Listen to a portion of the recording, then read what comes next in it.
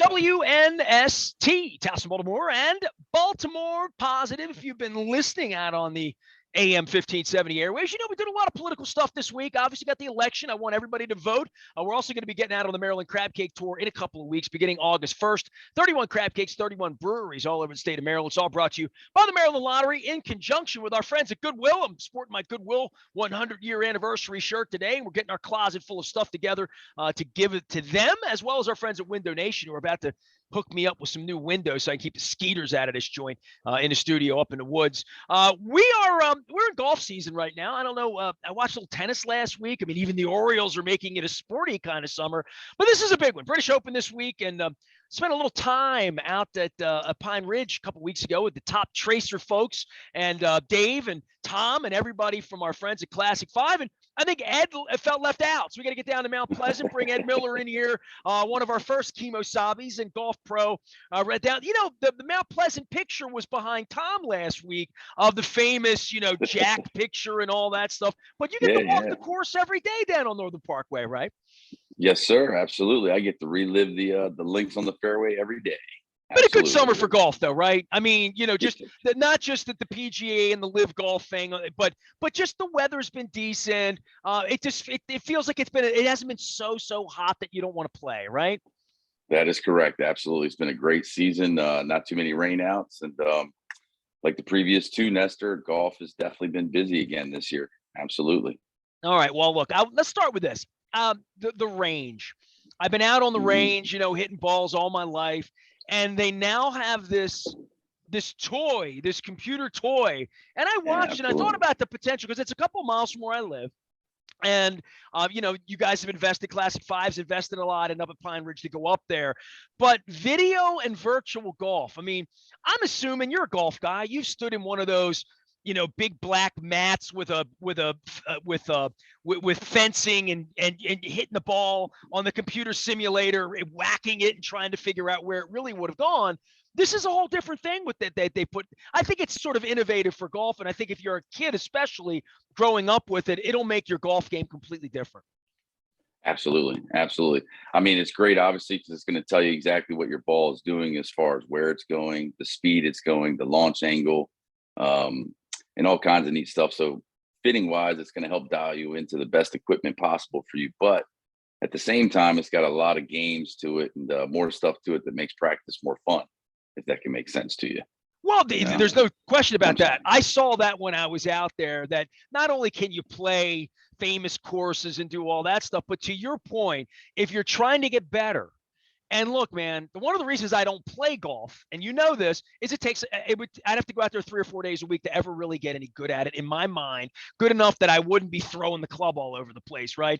This is a chance for you to really not just say, I'm trying to hit the ball there the way you have for 50 years, which is, I see the pin and, I drop a little grass and see where the wind is and take a look at distance. And, I know what I can do with my irons and what I can do with my woods and how far I'm going to hit the ball, but then actually seeing it. I mean, it's like baseball's like this with launch angle and all of that. It's a different science about this. And I would think it's going to change the way you teach it to some degree too, when one of your students can measure themselves and say, I'm getting topspin, I'm slicing, I'm hooking, whatever those things are, that this will help add it up and make sense of it, at least in my mind. And I'm not a golfer, but I thought if I'm going to play, this is the way I'm going to do it because I can really judge whether I'm getting better at it.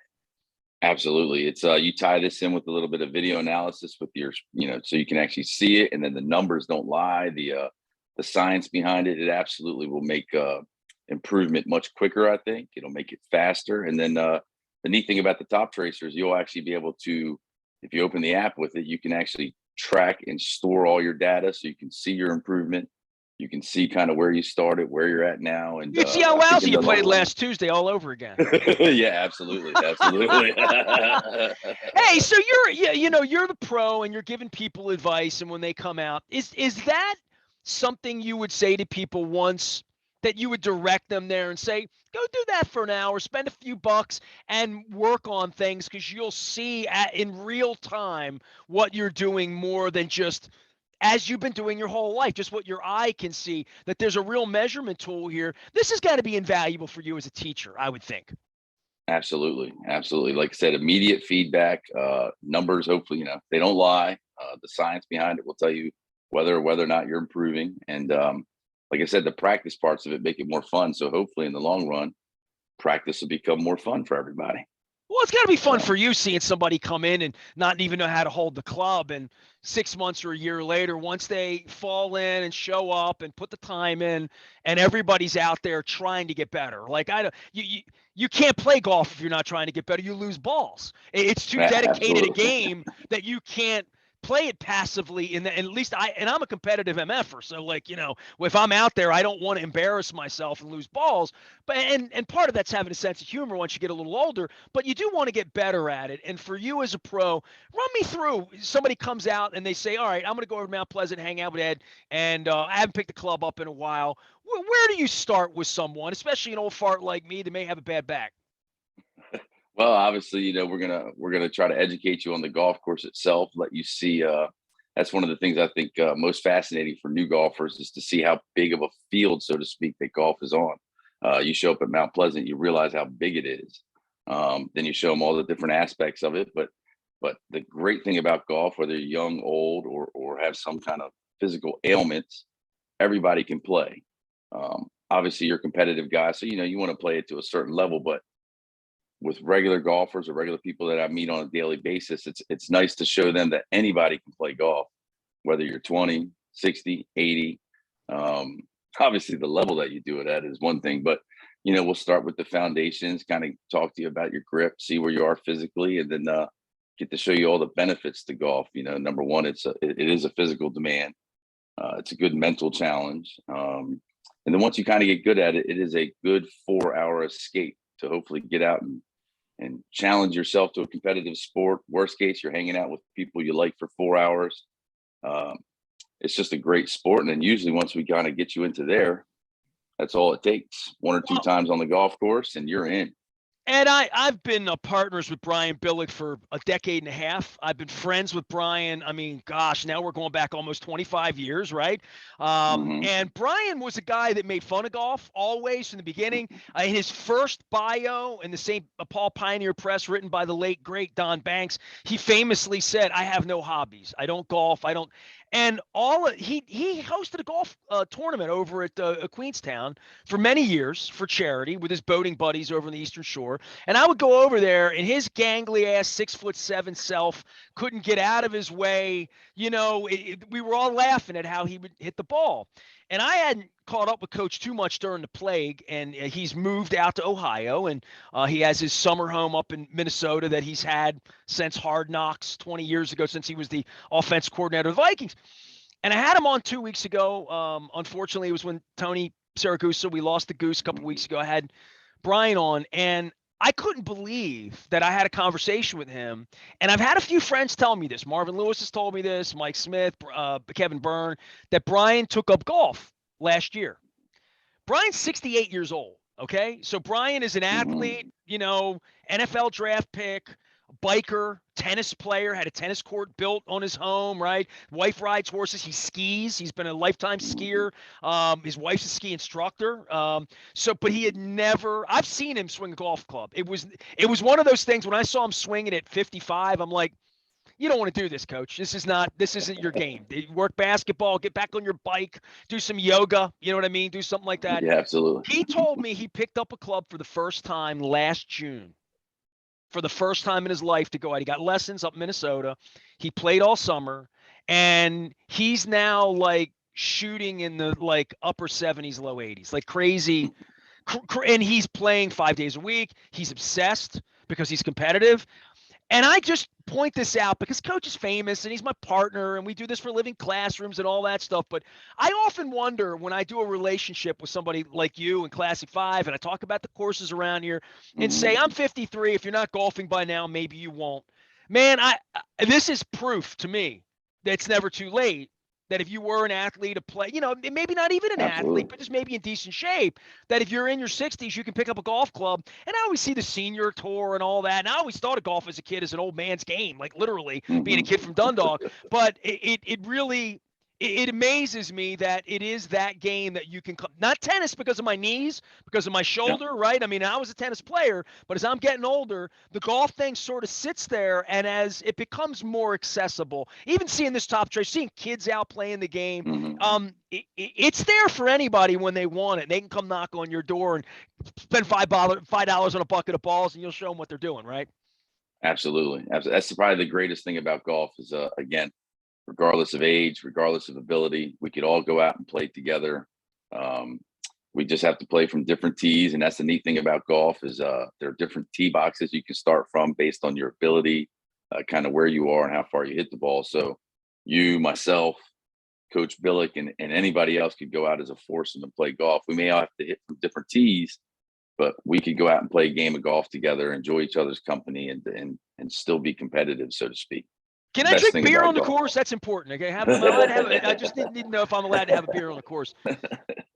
Absolutely. Ed Miller's here. He does all things golf. Find him over at Mount Pleasant these days. Used to be Forest Park. I was up at Pine Ridge at the Top Tracer, so make sure you're checking out all of the Classic 5. You can go to Classic 5 Golf to learn more about that. Look, it's open week. You know, I wanted to talk about your courses and what you're doing and regular people playing golf. And I still can't believe Billick's playing golf. Like, all the disparaging he's done of golf over 20 years, you know. It'd be like me going to an Orioles game. I might do that next week. For you, with what's happening in golf right now, boy, the PGA and this live golf and this Saudi blood money from these murdering MFers over there who kill journalists, which I kind of take that a little personally myself, being a guy who speaks truth. I see what's happening here, and I see what Russian money, Saudi money, Chinese money from other cultures where things don't work in the way that we want freedom to work here. But boy, this is, we say take the politics out of sports. Ain't it taking politics out of this one? For sure. No, absolutely. This is still a lot to wrap my head around this one myself. I've kind of been stuck in the middle on my opinion of this one, but you're absolutely right. It's not taking the politics out of this one. And it's going to be very interesting to see where this live tour goes over the next 6 events that they have this year. But there's a part of it where our fans going to want to watch it, right? I mean, it's Yeah, almost absolutely. like a competitor to WWE or this goofy USFL football they're running. You know, there comes a point where, you know, I don't want to watch Hulk Hogan in the WCW. I'm just I'm a WWE fan. I'm a Major League Baseball fan, right? I'm a fan of what I'm a fan of. Everyone who's ever picked up a golf club, you and everyone else, the PGA is what you know. And the PGA has been what has grown for all of these people to create the wealth that they've created over the last 20 or 30 years, right? That is correct. But, I would throw a little curveball at that. And I'd say, there's a lot of European guys that we watch on the PGA Tour, especially over the last 20 years, that we enjoy and obviously fun to watch and become fans of them as well. But the reality is they're on the PGA Tour. Why? Because there's more money on the PGA Tour than the European Tour. So in the long run, I think live golf would be just, another competitive tour that might make the PGA Tour better. And it just gives, players more options and places to play. So, well, if you got high def TV, this will be a fun weekend for everybody to put on the TV. And wait, have you been over to St. Andrew? Have you seen these courses? I mean, it really is. It's bucket listy even for a guy like me just to see it. But then there's the watching it and the virtual golf. We'll play a Top Tracer or Whistling Straits where Moeller caught COVID a couple weeks ago, and courses that are sort of knockoff of it. But then there's the wind and what's actually going to happen once the tournament starts. Absolutely, right? Yeah, absolutely. The British Open for me used to always, well, now just the Open, but used to always be my second favorite tournament behind the Masters. I knew it was one of them ones I used to be able to wake up at 3-4 o'clock in the morning, start watching the first round. And like you said, the uniqueness of the golf course, the difference on television right away. If you're used to watching the PGA Tour every week, when you turn on the television Thursday, it's going to be a little curveball to your Where are all the eyeballs. trees? Where are the azaleas? Yeah. Where's the green grass too? It's never that green over there, it seems like. And yeah, it's pretty wild. Over 100 bunkers on this golf course and some wild bunkers too. So it's a fun tournament to watch Those for aren't sure. bunkers. They're like caves, right? I mean, they Yeah, really yeah, some of are. them. It's Yeah, kind of absolutely. crazy. As far as guys playing and watching it this weekend, we can bet on golf now. Where would you go with this weekend and how guys are playing? Because I'll say this for the field, anybody can win any week. That's the tour at this point, right? Yes, sir. Absolutely. That's actually the neat part about the tours. Any given week, anybody who catches fire is going to win. But going into this week, I'd have to lean toward a couple of the big guns like a Rory McIlroy. Jordan Spieth always seems to play well over there in the British Open. So, and even Xander, he's pretty hot right now, 2 wins in a row. So you never. It's going to be a good week, I think. Could you stay out of the bunker over there, Ed? Me personally, nah, there'd probably be no shot of that. I'd be in one or two, absolutely. Down there working out of the sand. Ed Miller's joining us here. He is at Mount Pleasant. They're part of Classic 5 Golf. They are our partners. We talk about them all the time when we talk golf. Obviously, huge tournament going on this week. Over the pond, I think half my friends are in Europe. I think every one of my friends is in Greece this week except me. I was in Greek town last week before I went over to Costas to do the Maryland Crab Cake Tour. But I hope everybody makes their way over to Mount Pleasant. Give everybody an invitation for you if they want to hang out with you and say, I heard Ed on the radio. I want to go get a couple lessons. I want to learn how to play. I want to meet Ed. What does one need to do to get on the course or just get on the range out of Mount Pleasant? Well, I would just tell them, classic5golf.com. Research it, shoot me an email, give me a call to the pro shop, ask for Ed. I'm there all the time, especially during the season. I'd invite you out there. Let's talk some golf. Maybe go out on the putting green, chipping green, and start some practice. And before you know it, within a couple of weeks, I'd hopefully have you hooked and have you playing golf on a regular basis. Like I said, it's a great sport to be around. Absolutely. My back wasn't hurting me. I was up Pine Ridge last week, and Dave's out there towering over, trying to turn me into a PGA golfer, and Tom's giving advice and showing everybody on the video monitor. I would highly encourage everyone that if you love golf and you've never played, if you played simulated or you've beaten the ball into a big black mat with a bunch of caging going on and whatnot, this is a totally different thing. I'd encourage everybody to get out to Pine Ridge and try that. And if you just want to hit on a beautiful day, and the weather's been great this week, mid-July. The Orioles are on the road, all-star break, all that stuff going on. Make sure you go see Ed over at Mount Pleasant. You can book your tee times at classic5golf.com. Ed, take care of yourself. Bunker in. Get up early this week. You got our morning golf. Breakfast at Wimbledon last week. Breakfast at St. Andrews this week. How about that, right? Absolutely, Nestor. You are right on. Absolutely. You got it. Ed, I appreciate you. Ed Miller joining us here from Classic 5 Golf. Our partners, I want to remind everybody the Maryland Crab Cake Tour is going to be resurrected beginning on August 1st. We're doing 31 crab cakes and 31 breweries because I get thirsty in August. Probably going to be 31 gold watermelons as well from Wise Markets because I eat a lot of gold watermelon in August, especially when I'm out on the road. We're putting the tour together right now. We're going west. We're going east. We're going to Oakland. We're going back at the Deep Creek, and certainly going to be eating some delicious crab cakes and having some political conversations and fun, too. I got a couple celebrities that have committed to joining me for a crab cake out on the tour as well. I am Nestor. We are WNST, AM 1570, Towson, Baltimore. Talking a little golf. Talking a little baseball around here this week and getting ready for Ravens training camp. We are WNST, AM 1570, Towson, Baltimore, and we never stop talking Baltimore positive.